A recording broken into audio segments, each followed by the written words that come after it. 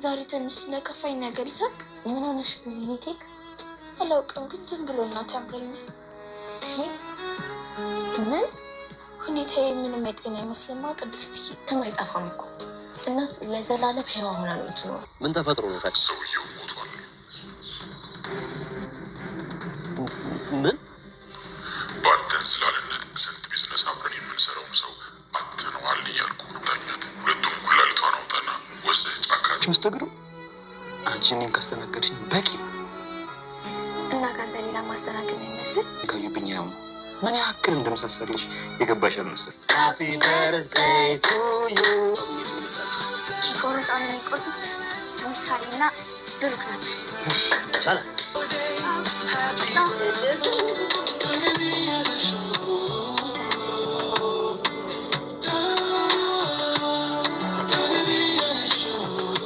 ለማንኛውም ሰርፕራይዝ አደርጋለሁ ብለሽ ራሴ ሰርፕራይዝ ሆነሻል።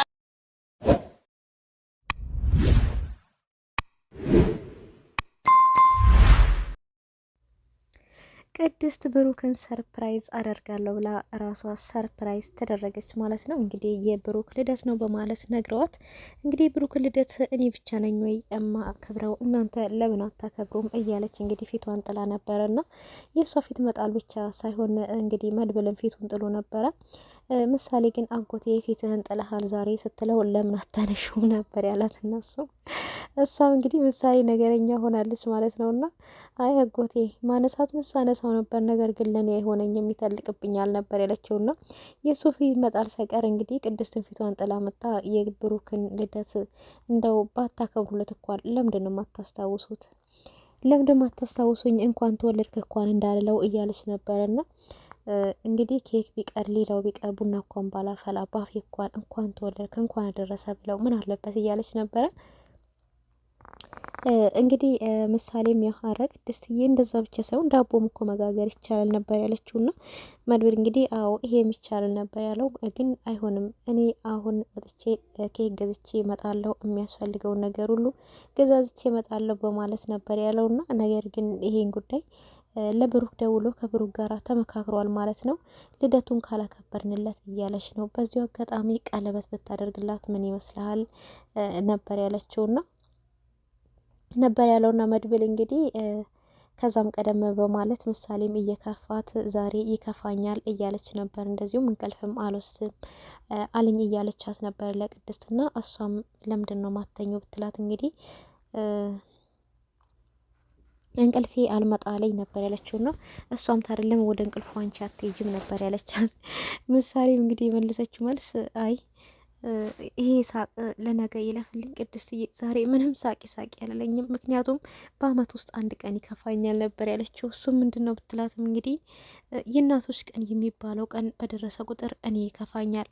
የእናቶች ቀን የሚባለው ነገር ባይከበርስ እናት ለሌላቸው ልጆች ቢቀርስ ምን አለበት ነበር ያለችውና ቅድስት ግን የመለሰችላት መልስ በጣም የሚገርም መልስ ነበረ። እናቶች በህይወታቸው ባይኖሩም ምን ጊዜም ዘላለም በልባችን ውስጥ ይኖራሉ። ስለዚህ አንቺም ደግሞ በቅርብ እኮ ጥሩ እናት ታገኛለሽ። ለምን እንደዚህ ያለሽ ብሩክን የመሰለ አባት እያለሽ ነበር ያለቻትና እሷም አዎ ቅድስትዬ እሱስ ልክ ነሽ። እኔ እናትነትን ብዙ ነገርን የማየው በብሩኬ በአባቴ ውስጥ ነው። በአባዬ ውስጥ እናትነትን ሁሉንም ነገር አይቻለው ነበር ያለቻትና እንግዲህ እንደ ከፋት ቅድስት እያየች ነው። አንቺም እኮ በቅርብ እናት ታገኛለሽ ብትላትም አይ እሱ ነገር እየራቀ ነው፣ ምንም እየቀረበ አይመስለኝም። ለብዙ ዘመናት እየጠበቅኩት ነው። ይኸው ምንም እኔ ወደ እሱ ልሂድ እንዴት አዳ እሱ እንደ ወደ እኔ እየመጣ አይደለም ነበር ያለቻትና እሷም እንግዲህ ብለማነቻውን በቃ አይክፋሽ፣ እናቶች ምን ጊዜም በልባችን ውስጥ ነው ያሉት ቢኖሩም ባይኖሩም ሁሌም በልባችን ውስጥ ስላሉ ስለዚህ ምንም እንዳይሰማሽ ነበር ያለቻትና እሷም እንግዲህ የቅድስትን ስለምታከብራት እሷ የምትለው ስለምትሰማላትም እሺ ነበር ያለቻትና እንግዲህ ቤት ማስተካከል ገብተዋል ምናምን እንግዲህ ብሩክን ሰርፕራይዝ ለማድረግ ያው ሽር ጉድ እያሉ ነው ልደቱን ሊያከብሩለት ማለት ነውና ነገር ግን ያው ያጋጠሙት አጋጣሚ ጭራሽ ያልታሰበ አጋጣሚ ነው ያጋጠማት ማለት ነው ቅድስትና እንግዲህ ሌላው መረጃ ደግሞ ያው ትህትና ለዘመናት ለወራት ወይ ደግሞ ለመዘመናት እንበለው ለወራት አላቅም ብቻና እንግዲህ ኩላሊቷን ለሀብታም ሸጠው ነበረ። ሸጠው ማለት የሀብታሙን እንግዲህ ከሞት ለማትረፍ እችን አንድ ፍርዬ ልጅ ያው በገንዘብ ገስት እንትን ሸጠዋት ነበርና እሱ ሰውዬም እንግዲህ መሞት አለበት እያልን ነበረ። ትትና ምንም መሆን የለባትም ይሄ ሰውዬ 78 ወር 77 አመት ሆኖታል። ስለዚህ መሰናበት አለበት ቢኖርም አይጠቅምም እያልኩ ነበር እኔ በበኩሌ ማለት ነውና ስለዚህ ሰውየው እንግዲህ እንደሞተ ይነግረዋል ማለት ነው ዝና ካሌ ሞሲሳ የሚባለው ደውሎ እሱም እንግዲህ በአንተ እንዝላልነት ሰውየው ሞቷል። ብዙ ቢዝነስ ከኛ ጋር ሲሰራ የነበረ ሰውዬ ዛሬ ሞተ። ያቺ ሴትና የምትባል ልጅ ብታገኛት እንኳን እንዳትለቃት ኩላሊቷን አውጥተ ለአውሬ ጣላት ነበር ያለው። እንግዲህ የጭካኔው ጥግ ማለት ነው። ሌላ ማሳካት ቢያቅት ይሄን እንኳን መበቀል እስቲ ቻል ነበር ያለው። እሱ ላገኛት እንጂ እኔ ራሴ ነኝ እሷን እማሰናብታት እንግዲህ ዶክተሮች ምናምን የሚባል ነገር አልወስዳትም ነበር ያለውና እንግዲህ ትህትና የምትገኝ ይመስላችኋል? ትህትና በፍጹም መገኘት የለባትም ማለት ነው። እና ሰውየው መሞት አለበት። ሰውየው ካልሞተ የትህትና ፍለጋ ያው እንደቀጠለ ነው የሚሆነው ነበር ያልነው። እንደተባለው ሰውየው ተሰናብቷል በራሱ መንገድ ማለት ነው። እንግዲህ ድሮም ያው ለመሰናበት ቀኑን ነበር የሚጠብቀው። አቶ ዝና እንግዲህ ጠበቃው ሳይሞት ጠበቃው ሞቷል እያለ መድብልን እያስጨነቀው ነው የሚገኘው። እንደዚሁም እንግዲህ ሞገስን አስይዘዋለሁ የቀረጥኩት ቪዲዮ አለ ጠበቃውን ሲገለው፣ ስለዚህ ለፖሊስ ተናግሬ ሳላስይዘው ትህትናን ካለችበት አምጣ፣ ትህትና እናንተ ጋር ተደብቃን ያለችው እያለ መድብልን በተደጋጋሚ እያስጨነቀው ነበረ ማለት ነው። እንግዲህ ሞገስ ጠበቃውን አልገድለውም ማለት ነው። ጠበቃው በህይወት አለ። ነገር ግን እሱ ራሱ አፍኖ ሊገለው ሙከራ አርግቶ ነበረ። እንደዚሁም እሱ ሳይሞት ሆስፒታል አስገብቶ እንደ ሞተ አርግቶ አስለቅሶ ቤተሰቦቹን ሁሉ የጠበቃው ሚስት አምጥቶ እንግዲህ እንደ ሞተ አርግቶ ሆስፒታል ውስጥ አስተኝቷቸዋል ማለት ነው። ይህንን ነገር ያደረገው ለምንድን ነው? ሞገስን ለመበቀል ነው። ይሄንን ሁሉ ርቀት እንግዲህ እየሄደ ያለው ዝና ማለት ነው። ያልሞተውን ሰውዬ ሞቷል በማለት ቪዲዮ በመቅረጥ እንግዲህ በቪዲዮ እያስፈራራ የሚገኘውና ጠበቃው ግን አልሞትም፣ ያው በህይወቱ አለ ማለት ነው። ነገር ግን ሉላን ለማግኘት ይጠቅመኛል ወይ ደግሞ ትህትናን ለማግኘት ይጠቅመኛል፣ እሱን እበቀለዋለሁ፣ እሱ እድሜ ልኩን እስር ቤት መበስበስ አለበት በማለት በዋነኛ ግን ትህትና ማግኘት አለብኝ በማለት ነው ይህን ሜሽን የፈጠረው ማለት ነው። እና እንግዲህ ለቤተሰቦች ሁሉ ሳይሞቱ እንደ ሞት አርግቶ መርዶ ነግሯቸዋል ማለት ነው፣ ከሚስቱ ጭምር ማለት ነው። እና እንግዲህ ጠበቃው እንደሞተ ነው የሚታወቀው። ነገር ግን ያው እኛ አይተነዋል ማለት ነው፣ በሚስጥር እንዳልሞተ አይተናል። እሱም እንግዲህ እኔ ከነ መድብል ጋራ ያለኝ ሜሽን እስከመጨረስ ውልቅ ብለህ ወደማትታወቅበት ቦታ ወደ ገጠር ትሄዳለህ። ምግብህን የምትፈልገው ነገር ካለክ ገንዘብ እዛ እንልክልሃለን። እኛ ከዚህ ያሰብነውን እስከምናሳካ ሞታል ተብለሃል፣ እንደ ሞት ከሆነ ከዛው ተቀመጥ ነበር እንግዲህ ያለውና እሱም ሌላ ምርጫ የለውም ያው ህይወቱን ለማትረፍ ምክንያቱም ሞቷል ተብሏል።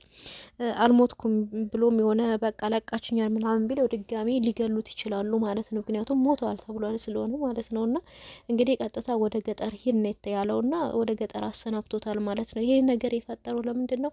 ትህትናን አገኛለሁ በማለት ነው። ነገር ግን መታየቱ አይቀርም። ወይ መድብል ያየዋል አንድ ቀን በስህተት ወይ ሞገስ ያየዋል ማለት ነውና ይሄ የዝና ሴራ እንደሆነ ግን ሁሉ ነገር ይደረስበታል ማለት ነውና መድብልም ግን ጊዜ ስጠኝ ነበር ያለው። ጊዜ ስጠኝ፣ እኔ ትህትናን እያፈላለኩ ነው።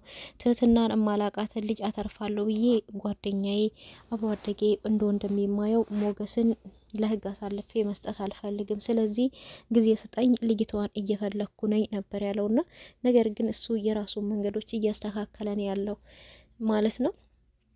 እሱም አዎ እሱን ለህግ አሳልፌ ሳልሰጥ ያችን ጭልፊት ልጅ ማምጣት አለባችሁ ነበር ያለውና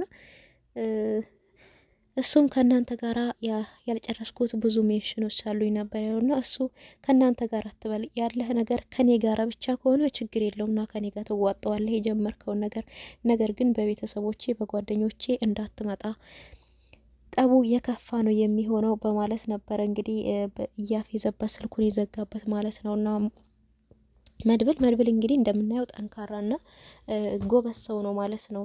ለጓደኞቹ ጠበቃ የቆመ ለወንድሙ በቃ በዙሪያው ላሉ ሰው መከታ የሆነ ሰው ነው እንግዲህ እንደምንመለከተው ማለት ነውና ዝና ፉገራ ብቻ ነው እስካሁን እንግዲህ ምንም ያመጣው ነገር የለም። የሉላና የሞገስ ሰቀቀን እንግዲህ ይብቃቸው፣ ነጻነታቸውን ያውጁ እያልን እንገኛለን። በጣም ነው የሚያሳዝኑት። እንግዲህ ቤት ኪራይ መክፈል አቅቷቸው ምግብ እንኳን የሚመገቡት ነገር አጥተው እንግዲህ ምግብ ከውጭ ላይ አምጥቶ ምግቡ ስለማይበቃቸው እሷ ስትበላ ቁጭ ብሎ አይኔን ውስጥ እያያት ነበርና እሷም እንዴ ምንድነው ቁጭ ብለህ ለምታይኝ ስትለው እንግዲህ ዛሬ የመጣሁት ምግብ በጣም ትንሽዬ ስለሆነ መጀመሪያ አንቺ ጽገቢልኝ ብዬ ነው ያለውና ብቻ በጣም ነው ያሳዘነኝና ከዛ ሁሉ ንብረት ያ ሁሉ ገንዘብ እያለው ከዛ ሁሉ ከመኪናው ላይ ወርዶ እንግዲህ ዛሬ በድህነት እየኖረ የሚገኘው እና እሱ እንግዲህ በቅርብ ያው ነጻነቱን ያውጃል። ያው ብዙ ተፈትኗል፣ ግን መጨረሻቸው ደግሞ ያማረን የሚሆነው የሉላና የሞገስ መጨረሻ ማለት ነውና ሉላም ግን ወደ ውጭ ወጥቼ እኔ ስራ ለስራ አንተ ወደ ውጭ ከወጣህ ሊያስይዙህ ይችላሉ ነበር ያለችውና ግን ሉላ ወደ ውጭ ወጥታ ስራ መስራት የምትችል ሰው አይደለችም። በጣም ቆንጆ ስለሆነ በጣም ብዙ ሰዎች እየተናኮላታለ ስለሆነ እሱ ግን አይሆንም ነበር ያላትና ምን ችግር አለው ወጥቼ ብሰራ መስተንግዶ ቤት እንኳን ነበር ያለችውና ጭራሽ መስተንግዶ ቤት እኔን ታስተናገድሽ አይበቃም ነበር ያላትና አንተንም አስተናግዳለሁ ካንተ ውጪ ሌላ እኮ ማንም አስተናግድ የለኝም፣ ግን በቃ መቼ ድረስ ሰው እያስቸገረን ነበር ያለችው። አስሙ እንግዲህ አይሆንም እዚህ አካባቢ ብዙ ቤቶች የሚሰሩ አሉና እኔ ራሴ ቀን ስራ መስራት ጀምራለሁ ብል ቀን ስራ ነበር ያለችውና እንግዲህ አዎ ቅርታለች ደግሞ የሌሊት ስራም ጀምራለሁ ነበር ያላትና ነገር ግን ምንም የሚጀምሩት ስራ የለም። ያው ነጻነታቸውን ማወጅ አለባቸው። ዝና ያበበ ደንበሳ ልጅ እንግዲህ ያው እነሱን ለቀቅ ሊያደርጋቸው ይገባል። ራሱን ጠበቅ፣ እነሱን ለቀቅ። ሌላው እንግዲህ ማህሌት ያው እየተበዘበዘች ነው የሚገኘው። እንደሞ ዞራ ዞራ ሴተኛ አዳሪ ጋር ሄዳለች ማለት ነው።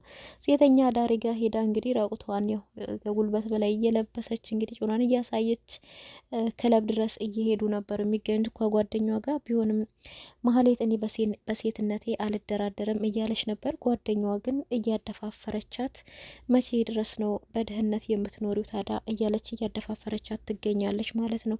ማህሌት ግን ለእንደዚህ አይነት ብዙም ያው ደስተኛ አይደለችም እሷ በምታደርገው ነገር።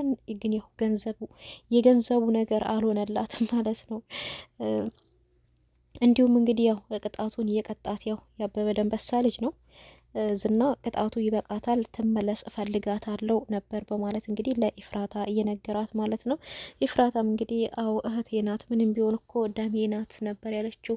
እያሰጋኝ ነበር የእሷ ነገር ብትለው እንግዲህ ምን አባታችሁ እናንተ ዛሬ አንቺም ይሄ ደላለም ደሜ አጥንቴ ምናምን ትባባላላችሁ፣ ሂጂ ከዚህ በቃ ያልኩሽን ንገሪያት በማለት ነበረ እሷን ያባረራት ማለት ነውና እንግዲህ ኢፍራታም ከጠበቃው እንዳረገዘች እየነገረችው ያለችው ጠበቃው ደስታ ይሁን ሀዘን ይሁን ብቻ ለደላላው ማለት ነው ለደላላው የነገረችው። እሱ ግን በጣም ሁሉ ነገር ዝብርርቅን ያለበት ያዘነም ይመስላል። ላለማስነቃት እንግዲህ ጨርቁን አውጥቶ ያው ራቁቱ መሄድ ብቻ ነው የቀረው ማለት ነውና እንግዲህ መጨረሻ ላይ ያው ታገቢኛለሽ ወይ ጥያቄ ለቅድስት ቀርቦላታል። ተንበርክኮ ቀለበት ሊያደርግላት ነው። ቅድስት ታገቢኛለሽ ጥያቄ ትቀበላለች ወይስ አይሆንም በጀመሪያ ቤተሰብ ጋር ይሄድ ትላለች የሚለው እንግዲህ ያለውን አዳዲስ ነገር በቀጣይ ይዤላችሁ መጣ ይሆናል። ዛሬ በዚህ ወሰናበታችኋለሁ። በቀጣይ በአዲስ ቪዲዮ ቅድስት ወይ ቀለበቱን ተቀብላ ወይ አልተቀበለችም የሚለው በቀጣይ ይዤላችሁ መጣ ይሆናል ማለት ነው። እስከዛ ድረስ ቸር ሰንብቱልኝ። ቪዲዮን ላይክ እያደረጋችሁ አዲስ ወይ ደግሞ ሰብስክራይብ፣ ሀሳብ አስተያየታችሁን ኮሜንት ላይ እያስቀመጣችሁልኝ ሁላችሁም ለምታበረታቱኝ ከልብ አመሰግናለሁ።